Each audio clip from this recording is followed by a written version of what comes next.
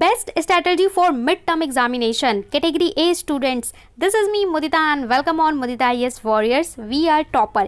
इस कैटेगरी में वो स्टूडेंट हैं जो बनने वाले हैं अपनी क्लास के टॉपर। और फर्स्ट ऑफ ऑल हम ये स्टार्ट करें उससे पहले आपको कमेंट सेक्शन में खुद के लिए ही फटाफट से क्लैपिंग करनी है, क्योंकि कैटेगरी ए में वो स्टूडेंट हैं जो पूरे साल मेहनत से पढ़ाई करते हैं। जब बच्चे खेल रहे थे, घूम रहे थे, यहाँ वहाँ मस्ती कर रहे थे, तब कैटेगरी ए के स्टूडेंट पढ़ रहे थे और कांस्टेंट पढ़ने की वजह से आज वो कैटेगरी ए में है। सो स्टार्ट करते हैं, फटाफट से अपने लिए क्लैप कर दीजिए। High IQ level. If you are in category A, that mean you have a high IQ level. So congratulations. And आपके लिए बोनस पॉइंट की बात करेंगे, उसके बाद हम बात करने वाले हैं सब्जेक्ट वाइज। तो बोनस पॉइंट में फर्स्ट है लुक फॉरवर्ड। आप लोगों को दूसरों से अलग सोचना है और आगे की तरफ सोचना है, क्योंकि अगर आप फ्यूचर का सोच के चलेंगे तभी आप बहुत बेहतर कर पाएंगे। ठीक है, आपको डिफरेंट सोचना है। तो इस वक्त जहाँ बच्चे ये सोच रहे हैं कि हम कितना सिलेबस ख़त्म करें, क्या पढ़ें क्या ना पढ़ें, आपको ये सोचना है कि आप एग्ज़ाम की प्रेजेंटेशन कैसे करेंगे। यस गाइज, आप लोग एग्जाम की प्रेजेंटेशन कैसे करेंगे उसके बारे में आप लोगों को सोचना होगा, क्योंकि प्रेजेंटेशन से ही आपके मार्क्स इंप्रूव होने वाले हैं। तो आपको इस वक्त पढ़ाई के साथ साथ अपनी प्रेजेंटेशन की प्लानिंग पहले से दिमाग में हो जानी चाहिए। पेपर करते वक्त ये चीज़ नहीं सोचनी है। You are very smart. Second method है रिवर्स मैथड। अब रिवर्स मैथड क्या है वो मैं बताती हूँ। रिवर्स मैथड का मतलब है कि आपको क्वेश्चन से, एक होता है कि पहले आपने एक कॉन्सेप्ट को पढ़ा, दिस इज़ योर कॉन्सेप्ट को पढ़ा, उसके बाद गए और फिर यहाँ पे क्वेश्चंस को सॉल्व किया।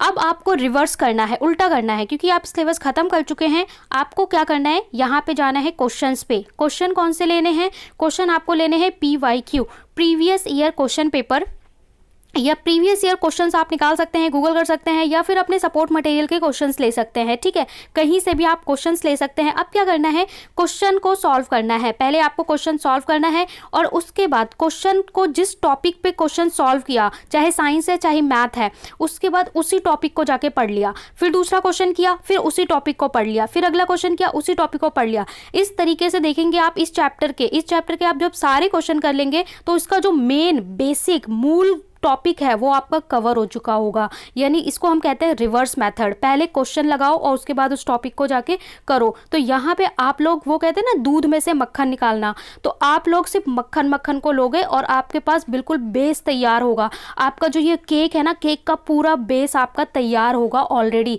रिवर्स मेथड से। और ये बहुत ही साइंटिफिक मेथड है कि आपको पहले क्वेश्चन करना है, फिर जाके, और उसके बाद आपके कॉन्सेप्ट में कहीं पे अगर डाउट होगा तो वो भी क्लियर हो जाएगा।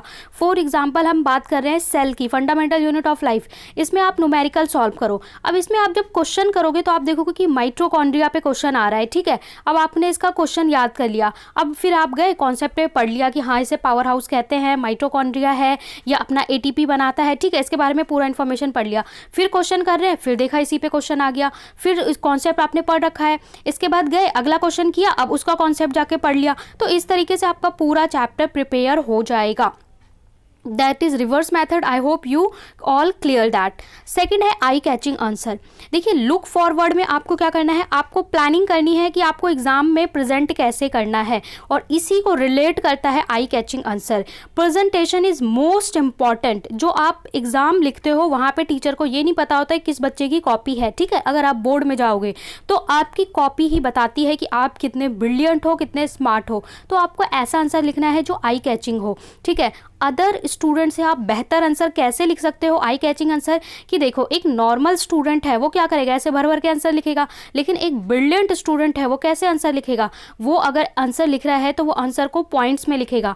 आई कैचिंग आंसर कैसे बना सकते हो, use flow chart and graph. Use flow chart, आपने कोई आंसर लिखा उसको फ्लो चार्ट से भी एक्सप्रेस करो। यहाँ पे कंटेंट लिखा, उसके बाद फ्लो चार्ट बना दिया। Flow chart like circle, square, कि पहले ये सिचुएशन हुई, उसके बाद ये हुई, फिर ये हुई। जैसे कि हिस्ट्री का क्वेश्चन है तो वहाँ पे ऐसे इस तरीके से फ्लो चार्ट बना दिया बॉक्स का, कि पहले ये हुआ फ्रेंच रिवॉल्यूशन में, फिर ये हुआ, फिर ये हुआ। ठीक है, साइंस का क्वेश्चन है तो वहाँ पे डायग्राम बना दिया। सेल का डायग्राम उसने नहीं पूछा है, फिर भी सेल का डायग्राम बना दिया। ठीक है, that are eye catching answer. जब आप आंसर लिख रहे हो उसमें यूज कीवर्ड्स, आप लोग कीवर्ड्स, अगर आप you are in category A तो आप जानते हो कि कीवर्ड्स, हर आंसर का कीवर्ड होता है, तो अपने आंसर में कीवर्ड ज़रूर यूज़ करें जो उस आंसर का कीवर्ड है, और कीवर्ड को हो सके तो अपने आंसर में अंडरलाइन कर दें। ज़रूरी नहीं है इसके लिए आपको मल्टीपल कलर्स का यूज़ करना है, एक ही कलर का पेन यूज़ करें, that is blue colour pen. और ब्लू कलर पेन से ही जब आप कीवर्ड लिखें तो कीवर्ड को अंडरलाइन कर दें, इससे आपका आंसर आई कैचिंग बन जाएगा। जब भी आप कोई डेट लिखते हो, कोई फिगर आउट पॉइंट्स लिखते हो, कोई अलग सा कंटेंट लिखते हो, तो उसको अंडरलाइन करें, तो यह आपका आंसर आई कैचिंग बनाएगा। ये आपके लिए इंपॉर्टेंट टिप्स हैं। इसके बाद है ग्रुप स्टडी। अब आपको ग्रुप स्टडी में क्या करना है, अगर आपको कोई कॉन्सेप्ट जहाँ पे क्लियर नहीं है या कोई डाउट आ रहा है, ठीक है, किसी भी टॉपिक में पर्टिकुलर या किसी चैप्टर में, तो उसे ग्रुप स्टडी से सॉल्व करें। कैसे? इस चीज़ को बोले कि मैं 2 दोस्त या 3 दोस्त मिलकर बोले कि हम इस चीज़ को डिस्कस करेंगे। डिस्कस करने से क्या होता है कि जो 3 बच्चे हैं, for example student A, student B, student C, ये अपने सेम टॉपिक को लेना है, ठीक है, ध्यान रखना है, सेम टॉपिक लेना है, सेम टॉपिक प्रिपेयर करना है, और ए बी सी तीनों को आपस में डिस्कस करना है। अब इससे रिलेटेड ये कुछ पॉइंट्स बताएगा, ये कुछ बताएगा, ये कुछ बताएगा, तो यहाँ पे हो सकता है जो पॉइंट आपका नहीं क्लियर हो रहा है, जब बी और सी बताएंगे तो वो क्लियर हो जाएगा। क्योंकि जो हमारी एज के बच्चे होते हैं या हमारे एज के जो फ्रेंड्स होते हैं, वो हमें अपनी लैंग्वेज में बताते हैं और वो हमें बहुत जल्दी समझ में आता है। तो इस तरीके से आप लोग उस ग्रुप स्टडी से सेम कॉन्सेप्ट को बहुत अच्छे तरीके से क्लियर कर सकते हैं। ऑलराइट, इसके बाद मेक क्रिस्पी नोट्स। देखिए ये बहुत ही इंपॉर्टेंट है। क्रिस्पी नोट का मतलब क्या है कि आपके पास प्रिपेयर्ड नोट्स होने चाहिए, और नोट्स आपको किसी कॉपी में नहीं बनाने हैं, कॉपी में नोट्स नहीं बनाने हैं, आपको बुक में ही नोट्स बनाने हैं। जो आपकी बुक है, सपोर्ट मटेरियल है, उसमें ही आपको अंडरलाइन करके और साइड में जैसे उससे इंपॉर्टेंट फैक्ट है तो इस तरीके से बॉक्स बना के नोट लिख के उसको ऐसे ऐसे पॉइंट्स में लिख लो। तो इस तरीके से आपको बुक के अंदर ही नोट बनाना है और ऐसे ऐसे डब्बे बना दो, ठीक है, क्योंकि जो स्मार्ट बच्चे हैं वो अपनी बुक्स बेचते नहीं हैं, तो अपनी ही बुक में नोट्स बनाओ, वो आगे आपके ही काम आएगी। तो इसलिए इस तरीके से आप नोट्स बना सकते हैं। नोट्स बनाए हैं, इससे आपको रिवाइज करना है मैनी टाइम्स, क्योंकि रिवीजन इज द सक्सेस की होती है रिवीजन, और आप इस लेवल पर भूलने का रिस्क बिल्कुल भी नहीं ले सकते हैं। इसलिए जो आपने शॉर्ट नोट बनाए हैं ना, छोटे छोटे डब्बे बनाए हैं, उन्हीं डब्बे को बार बार पढ़िए और बार बार रिवाइज कर लीजिए। तो अगर आप इन सारे पॉइंट्स को फॉलो करते हैं तो आप बहुत ही ब्रिलियंट स्टूडेंट होंगे और आपका पेपर भी बहुत ही अच्छा जाएगा। अब बात करते हैं सब्जेक्ट वाइज। अगर हम मैथ्स की बात करें तो देखिए मैथ्स के आपके टोटल ये चैप्टर्स आ रहे हैं, ठीक है, जिसको आपको कवर करना है स्टेप 1, स्टेप 2, स्टेप 3 प्रोसेस में, यानी कि आपको ये चैप्टर्स बहुत मोस्ट अच्छे तरीके से प्रिपेयर होना चाहिए। फिर इसके बाद ये और इसके बाद ये। अब चैप्टर्स को आपको करना कैसे, छोड़ना आपको कुछ भी नहीं है। नोट एनसीईआरटी इंट्रोडक्शन रीडिंग, ये आपके लिए बहुत ही इंपॉर्टेंट पॉइंट रह सकता है। इंपॉर्टेंट पॉइंट कैसे? देखिए जो मैथ की बुक होती है ना, उसमें इंट्रोडक्शन में एनसीईआरटी में गाइज, एनसीईआरटी में इंट्रोडक्शन में कुछ लाइंस दी होती है जिसे हम कभी पढ़ते नहीं है, और टीचर अगर पढ़ाती है तो वही पढ़ाती है, वरना हम सीधा एक्सरसाइज पे जाते हैं। लेकिन जो 1 मार्क का क्वेश्चन होता है वो कई बार इस इंट्रोडक्शन से भी दिया जाता है, या फिर इंट्रोडक्शन के बाद कुछ एग्जाम्पल होते हैं उससे भी दिया जाता है। तो एक बार जो चैप्टर आ रहे हैं उसके इंट्रोडक्शन को आपको याद नहीं करना है, थ्रोली एक बार रीड कर लेना है, ठीक है, जस्ट थ्रोली एक बार रीड करना है। अगर आप रीड करते हो तो यहाँ से आपको 1 मार्क मिल जाएगा। ये है मैथ्स के लिए। इसी तरीके से साइंस में भी होता है, तो ठीक है, तो ये आपको करना है। दूसरा क्या करना है, सपोर्ट मटेरियल। सपोर्ट मटेरियल के आपको क्या करने हैं, क्वेश्चन सॉल्व करने हैं। सपोर्ट मटेरियल के आपको क्या करने हैं, क्वेश्चन सॉल्व करने हैं, क्योंकि एनसीईआरटी अगर आप कर चुके हैं तो सपोर्ट मटेरियल से आपको 1 मार्क वाले क्वेश्चन अच्छे से प्रिपेयर होंगे, और 1 मार्क क्वेश्चन ही एग्जाम में बूस्ट करते हैं, क्योंकि 3 और 4 मार्क के क्वेश्चन डायरेक्ट एनसीईआरटी से आते हैं, ठीक है, लेंथी क्वेश्चन होते हैं, लेकिन 1 मार्क के क्वेश्चन ट्विस्टेड होते हैं। इसके बाद प्रीवियस ईयर क्वेश्चंस, आपको प्रीवियस ईयर क्वेश्चन प्रैक्टिस करना है। अगर प्रीवियस ईयर क्वेश्चन नहीं कर सकते तो वर्कशीट और सपोर्ट मटेरियल को आपको जरूर करना है, और इसमें भी आपको रिवर्स मेथड फॉलो करना है। You follow reverse method. Reverse method मतलब पहले क्वेश्चन सॉल्व करेंगे, उसके बाद हम टॉपिक पे जाएंगे। पहले हमने सपोर्ट मटेरियल उठाया, क्वेश्चन सॉल्व किया, क्वेश्चन के बाद टॉपिक पे गए, और फिर टॉपिक में अगर कोई डाउट है तो उसे क्लियर कर लिया, और हम इस तरीके से बिल्कुल फ्रेश तरीके से तैयार हो जाएंगे। इसके बाद बात करते हैं हम साइंस की। साइंस में देखिए जस्ट गाइज 5 चैप्टर आ रहे हैं और बहुत ही अच्छे हैं। पीरियोडिक टेस्ट में 2 चैप्टर, 5 चैप्टर, 13 चैप्टर लगभग बच्चों का आ चुका है, और 8 और 9 भी लगभग दोनों पीरियोडिक में ये चैप्टर्स आपके कवर करा लिए जा चुके हैं। तो आप लोग एक बार इन चैप्टर से गो थ्रू हो चुके हैं। अब आपको क्या करना है, सपोर्ट मटेरियल के क्वेश्चन सॉल्व करने हैं इन साइंस, सपोर्ट मटेरियल के आपको क्वेश्चंस सॉल्व करने हैं, वही आपको रिवर्स मेथड फॉलो करना है कि पहले क्वेश्चन और then go to the topic. इसके बाद एनसीईआरटी में टेबल, चार्ट, ग्राफ और एग्जाम्पल। एनसीईआरटी में देखिए बहुत सारे टेबल्स दिए होते हैं, इस तरीके से टेबल्स दिए होते हैं। इसके अलावा कुछ ग्राफ दिए होते हैं जिसे हम अवॉइड कर देते हैं, नहीं पढ़ते हैं, लेकिन यहाँ से आपके 1 मार्क और 2 मार्क के क्वेश्चन बनाए जाते हैं। फॉर एग्जाम्पल अगर मैं आपको चैप्टर 2 की बात करूं, चैप्टर 2 में एक टेबल है जिसमें है कि अगर गैस इन गैस हो तो उसे हम क्या बोलते हैं, लिक्विड इन गैस हो तो उसे हम क्या बोलते हैं, सॉलिड इन सॉलिड हो तो उसे हम क्या बोलते हैं। तो वो टेबल आपको ज़रूर याद करनी है। इसी तरीके से जो आपके टेबल्स हैं, एग्जाम्पल्स हैं, सॉल्व्ड एग्जाम्पल हैं, न्यूमेरिकल हैं, वो ग्राफ हैं, साइड में कॉर्नर में कुछ इन्फॉर्मेशन लिखी रहती है, वो आपको मिस नहीं करनी है, क्योंकि वही आपको अच्छे मार्क दिलाएंगे जो बच्चे नहीं करते हैं। इसके बाद वर्कशीट के सारे क्वेश्चंस, जो क्वेश्चन है वर्कशीट के, वो आपके प्रिपेयर होने चाहिए। जब आप चैप्टर 2 कर रहे हैं तो वर्कशीट में 2 चैप्टर के जितने क्वेश्चन आए हैं आपको प्रिपेयर करना है, सपोर्ट मटेरियल से प्रिपेयर करना है, और इसके बाद टेबल के ग्राफ और जो एग्जाम्पल चीज़ें हैं वो सारी प्रिपेयर करनी है। और इस तरीके से आपको 5 चैप्टर प्रिपेयर करने हैं। Practice numerical by PYQ, previous year question. और जो न्यूमेरिकल है, न्यूमेरिकल आपका मिलेगा 8 और 9,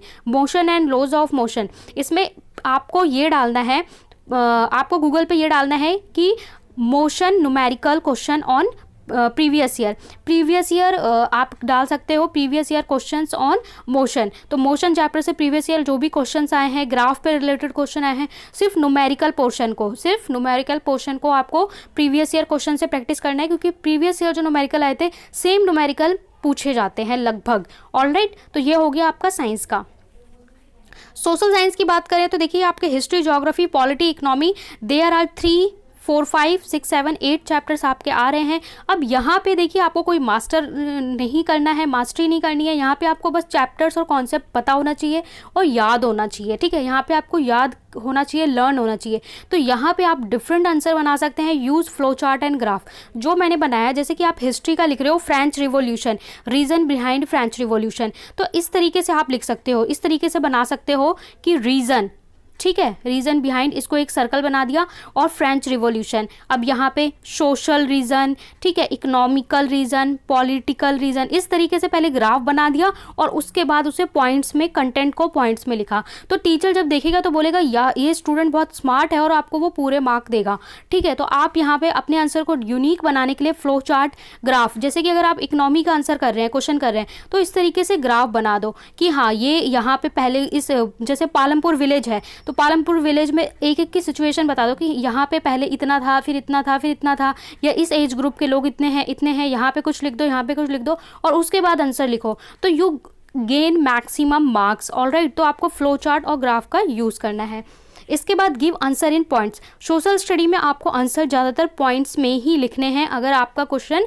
ठीक है, हिस्ट्री से, ज्योग्राफी, पॉलिटी से आता है, और ज्योग्राफी, पॉलिटी, इकोनॉमी से है, तो आपको ज़रूर ही पॉइंट्स में लिखने हैं। इसके बाद आपको प्रिपेयर करना है मैप आपको ज़रूर प्रिपेयर करना है, स्पेशली जो मैप आपके वर्कशीट में करवाए गए हैं वो मैप तो आपको प्रिपेयर करना है। बहुत सारे बच्चे मैप वर्क को अवॉइड कर देते हैं या सोचते हैं ऑन द स्पॉट वो मैप सॉल्व कर लेंगे, लेकिन मैप अगर आपका 5 मार्क का आ रहा है या 6 मार्क का आ रहा है, हिस्ट्री का मैप आ रहा है, ज्योग्राफी का मैप आ रहा है, you have to prepare well. आपको एग्जाम से पहले उसे प्रिपेयर करके रखना है, जिससे एग्जाम में वो मार्क आप ना खो पाएँ। इसके बाद बात करते हैं लैंग्वेज की। अगर हम लैंग्वेज की बात करें तो लैंग्वेज में आप एक्स्ट्रा बूस्टअप क्या कर सकते हो, इसके लिए आप कर सकते हो पोयम और पोइट का नाम पहले से सारे प्रिपेयर कर सकते हो। Prepare letter and paragraph on covid, ये प्रिपेयर करके रख सकते हो। डायरी एंट्री आपको बार बार करवाई गई है, so you have to prepare your diary entry. Hindi में संवाद को बार बार करवाया गया है, संवाद, तो आपको अगर संवाद में कोई डाउट है तो उसे प्रैक्टिस करके रखें। निबंध में अच्छे मार्क मिल सकते हैं, इसलिए निबंध को बहुत अच्छे से प्रिपेयर, इस पर मैंने वीडियो भी बना रखा है कि निबंध से रिलेटेड ऑल इंपॉर्टेंट पॉइंट्स, तो वो वीडियो देख के निबंध प्रिपेयर कर सकते हो। इसके साथ आपको स्पेशल क्या करना है, prepare English with support material.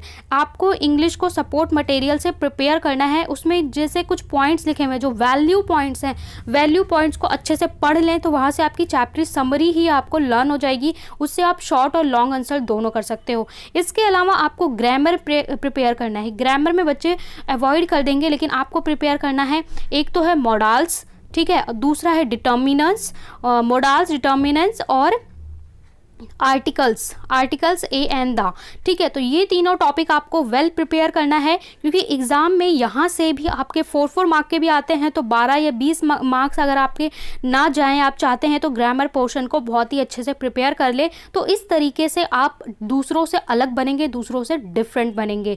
सो ये था आपके लिए पूरा strategy. I hope you all are understand. और आप लोगों ने किस तरीके से किसको क्या टॉपिक पढ़ाया वो आप लोग कमेंट सेक्शन में बताएं। खुद के लिए क्लैप करें, ज्वाइन कर लें Telegram channel and follow on खबरी। लाइक शेयर सब्सक्राइब करना ना भूलें, क्योंकि 10th में आते ही आपके लिए पूरा मास्टर सीरीज चलाया जाएगा क्लास 10th के लिए। मिलते हैं नेक्स्ट वीडियो में, तब तक के लिए बाय बाय।